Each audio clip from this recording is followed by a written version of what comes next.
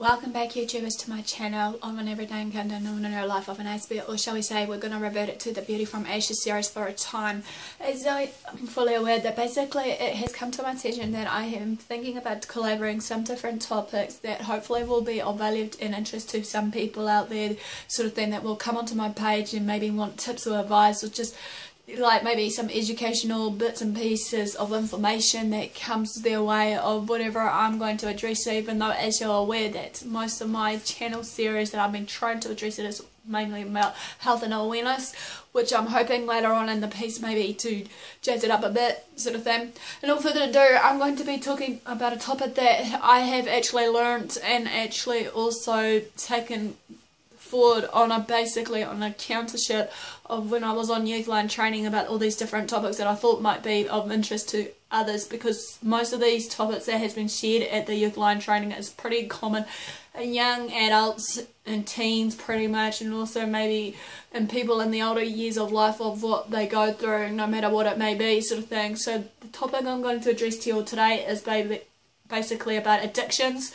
Pretty much what this is going to entail in this is a series, maybe, I'm not sure how long I'm going to go with it, is basically what is addiction, you know, the types of addictions, you know, the steps and processes of actually, you know, breaking from that addiction, help for people with addiction, sort of thing, tips and advice, how people can become addicted, and also maybe a little bit background of certain addictions, basically, of, you know, the different types of the signs and symptoms and help for those basically as well. And that, you know, with this one, obviously this one's gonna end on the note of relapsing and how to maybe cope with people with relapse, or just to help people that are in that relaxing stage of their form of addiction of alcohol, drugs, you know, and whatnot. Even though many people think that, oh no, we're fine as, we don't need the help, we don't need this.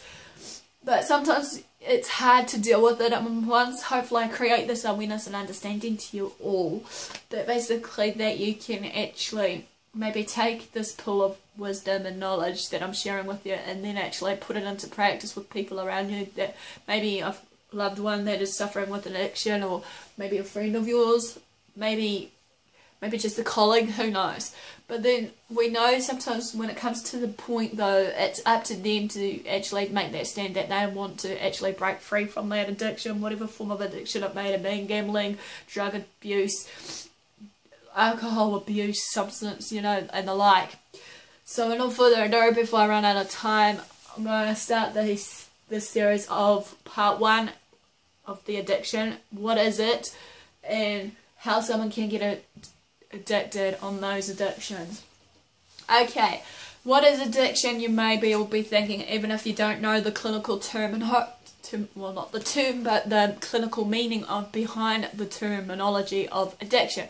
Many people tend to think that addiction is fine, but it's not. To me, this is how I look at it, which is kind of true to this day of what I'm reading out to you.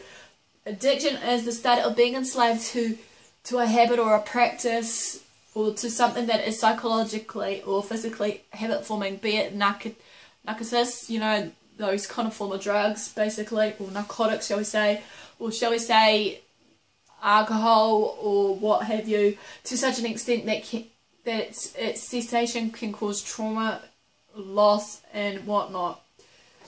Psychologists have specific criteria, however, to diagnose someone with substance abuse or what have you of this addiction, or shall we say, as what some clinical experts call it, substance disorder, you know.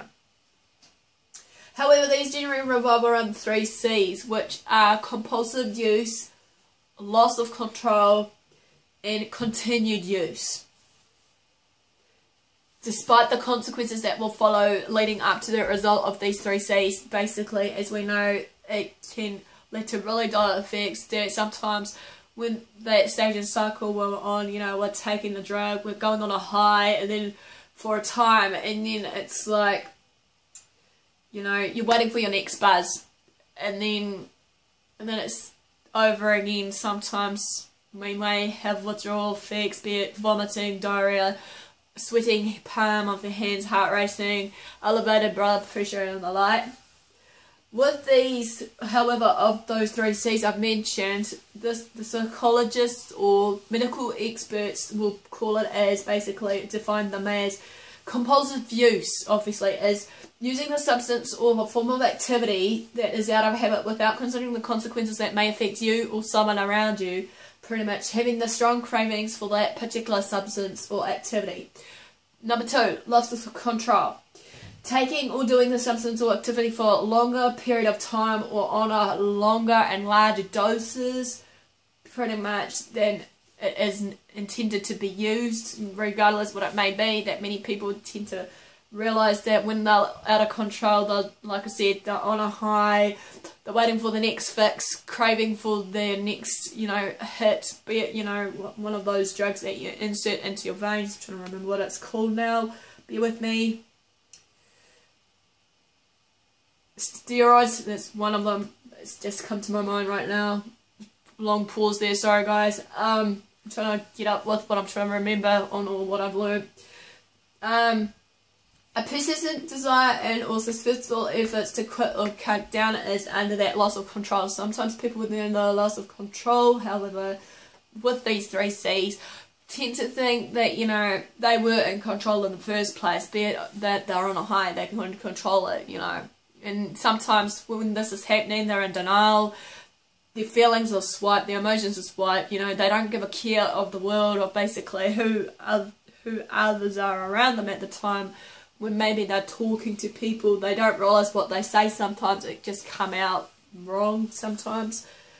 Anyway, continued use of that last of the 3 C's are, despite the consequences such as relationship and health issues, people with addictions also tend to have a raised tolerance for the substance or activity and have withdrawal symptoms, as I've said before, when they stop using the substance or activity. There is a time, as I'm going to explain later, and maybe hopefully bring out in the piece somewhere of a diagram, that basically there is a cycle there that, they're on a high, they're having that withdrawal symptoms, and then basically they relapse or something, and then they may go back into it. But they will, all these diagrams I'm hoping to illustrate to you, or what I'm reading to you, will be in the videos, as well as maybe some helpful links for you too. Anyway, how someone can get addicted. As we know, addiction is described in the research as a learned behaviour. Every behaviour we do is a learned behaviour, regardless what it is, through our psychological mind. Sometimes many people think just because we're learning it and we're imitating with others around us, just, observing our surroundings, observing people's behaviour patterns, observing basically just everything around us, to the point that we're so enclosed in that environment and we're just learning from it, within and out, through classical and operant conditioning.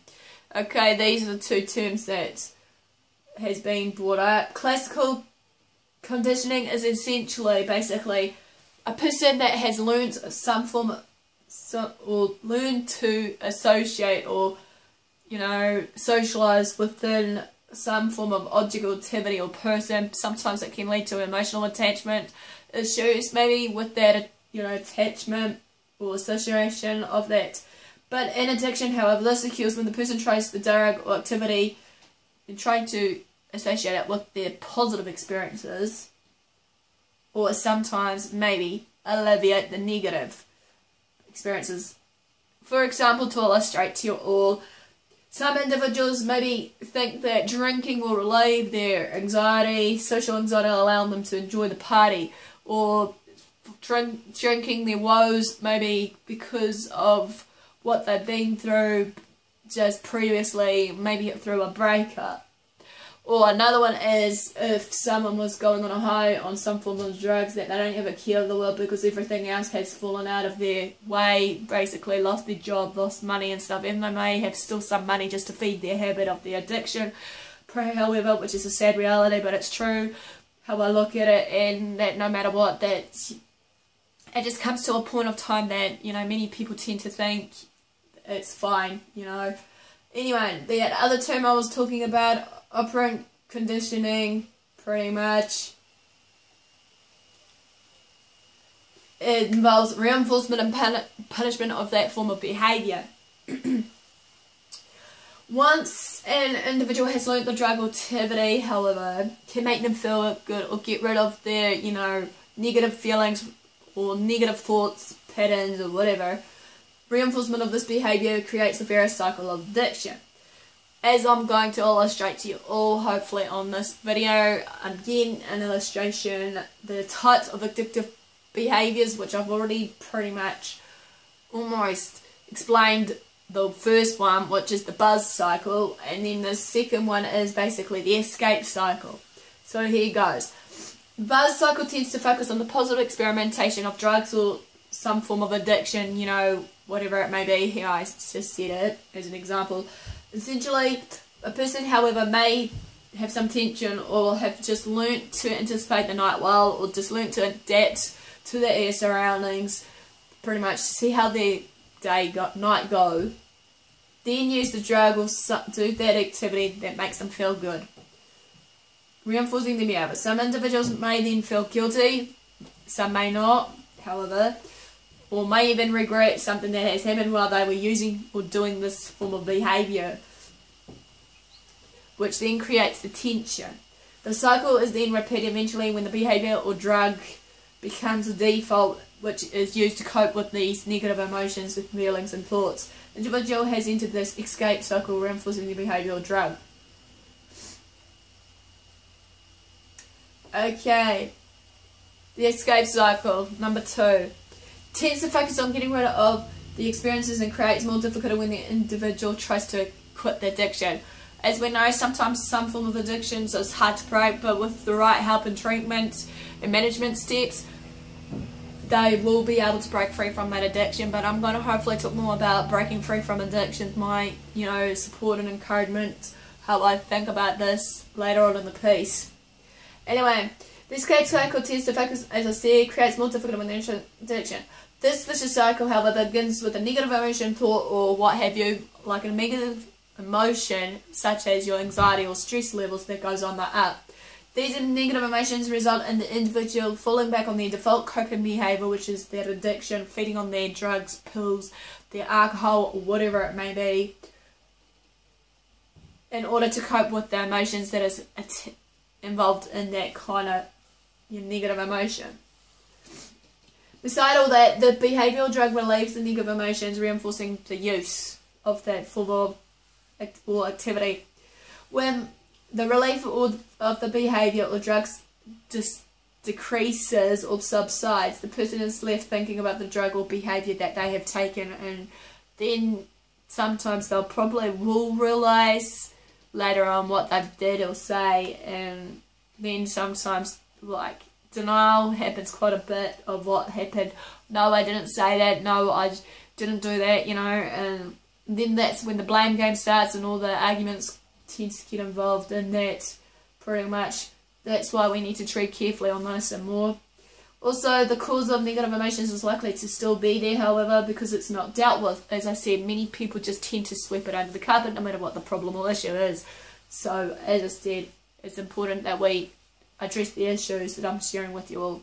For this reason, the person may begin to stress or feel anxious, in which this cycle will then begin again. It's also important to consider other aspects of addiction, such as the object or person associates with the addiction with. However, similar to how a person learns how to associate good behaviour and experiences with that drug or behaviour that's instilled in them, you know, or taken in from them.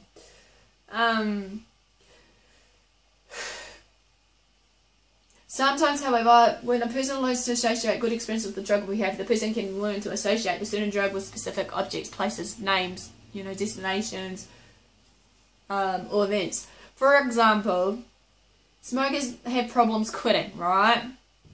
As they have to relearn how to do their routine without smoking, because obviously sometimes smokers come to a point that when they're trying to kick back their habit, it's like as a form of addiction and control, thinking that they had control in their life, regardless what it may be.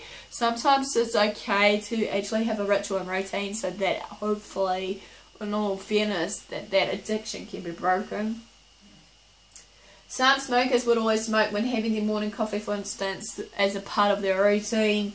So when quitting, these people would have great difficulty during their morning coffee. And addictions, when this occurs often, this creates many cues and triggers for their drug or behaviour,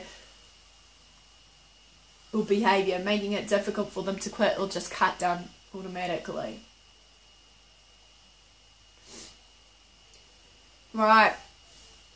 That ends basically part 1 of addiction series. Part 2 is coming up, which I'm going to include some of these, which is the types of addictions. Pretty much, I'm hoping basically not to go into too deep. The types of addictions, signs of addictions will come up. And also just tips on part 3 will be basically, you know, what to look out for when someone has got some form of addiction. The signs and symptoms, we should say, what you can do to help, tips and advice about it, and basically, as I said, hopefully some of these bits and pieces will include some of the diagrams, and I'm hoping to think. And then on the last piece will be maybe relapse and how to cope with relapse, or how to help someone that has relapsed into their cycle of addictions. So pretty much that ends it all for this video. Thanks for watching, guys. Like by giving me the thumbs up, guys. Comment, subscribe to my channel for more updates and information and know-how or tips and advice of whatever that's going to go down, sort of thing. Thanks for watching, guys, and I'll see you all soon.